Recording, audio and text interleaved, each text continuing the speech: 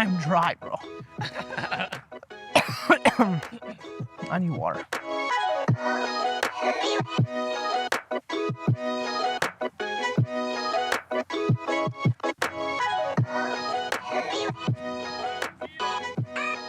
I think we'll make it.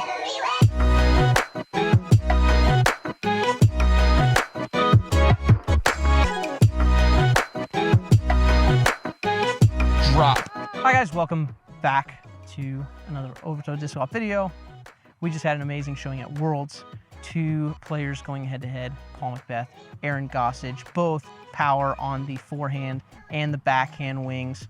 I think this is just going to be really huge for disc golf in general because people are going to see the high percentage play is just a hyzer.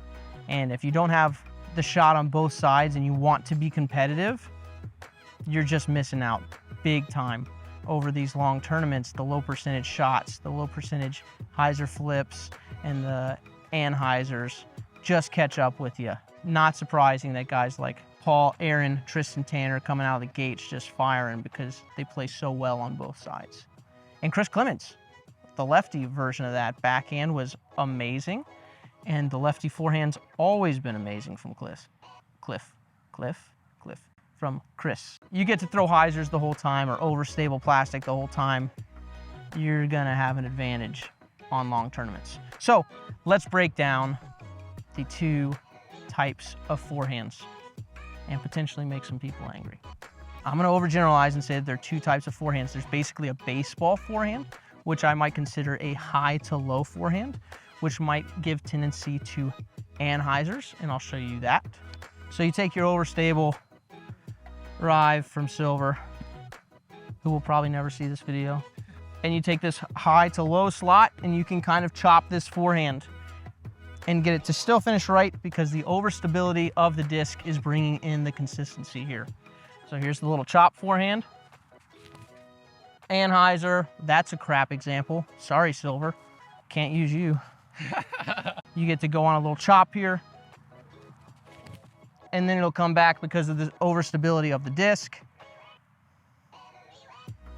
And that's a low-key crush, which is not the same as a hyzer style forehand where you swing low to high here, and you can use something slightly more understable if you want and get good distance, and I'll show you that.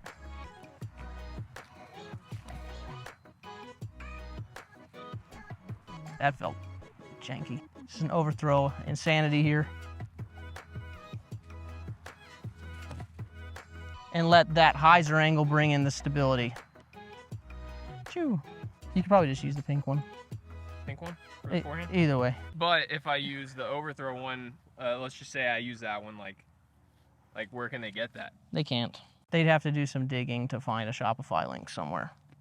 Oh, so they can't get it unless they like dig around for the Shopify link somewhere? Unless they somehow, by miracle. Like they found it? Yeah. You don't think they'll, yeah, I got you. Yeah, it's like hidden. Yeah. It's a lot of work. It's a lot of work. It's not exactly detectives in the chat here.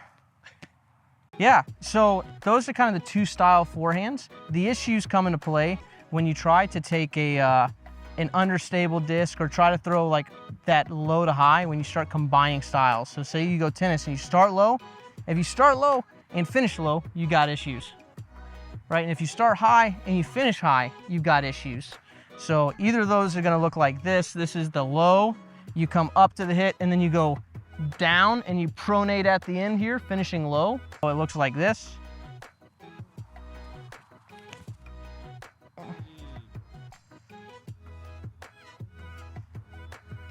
Right? Doesn't look good, doesn't feel good out of the hand.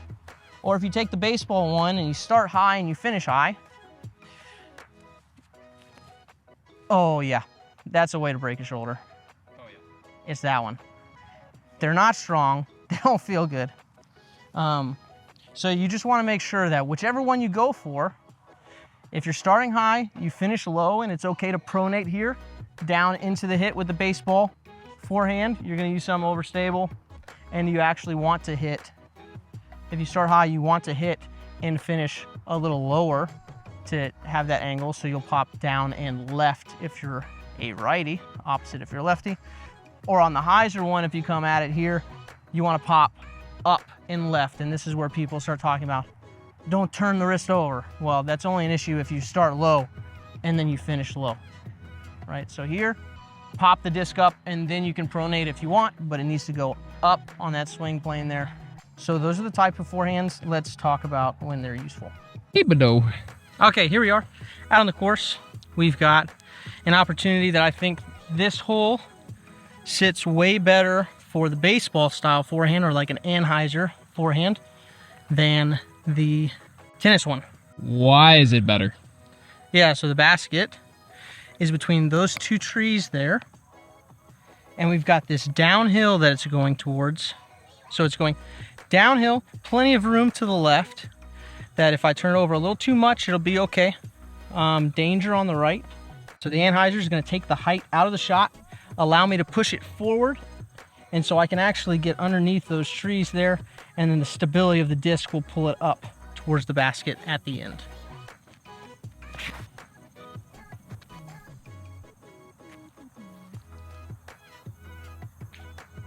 I juiced it. Wow. I have not seen you do that On accident. with that disc. So do we cut there into a different disc?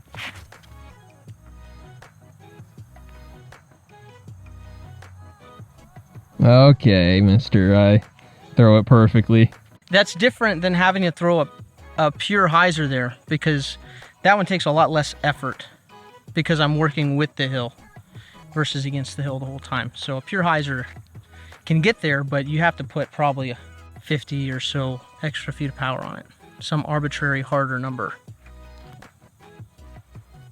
Cool, this is an example where I think the hyzer style forehand is particularly strong, because we've got all these trees over here on our right, so we really need to stay close to this right side the whole time.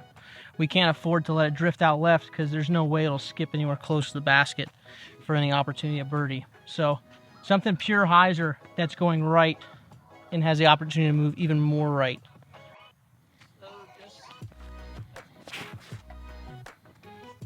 Oh. That's shut.